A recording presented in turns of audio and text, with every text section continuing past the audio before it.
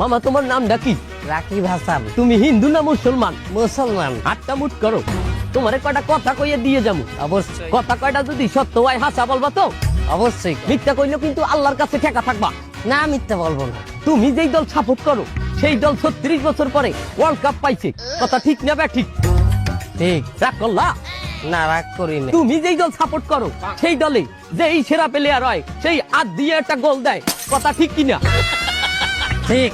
রাগ করলা? না রাগ করি না। তুমি যেই দল সাপোর্ট করো সেই দলে বর্তমানে একটা প্লেয়ার ছাড়া আর কেউ খেলতে পারে না, কথা ঠিক না ঠিক? ঠিক। রাগ করলা? না রাগ করি না।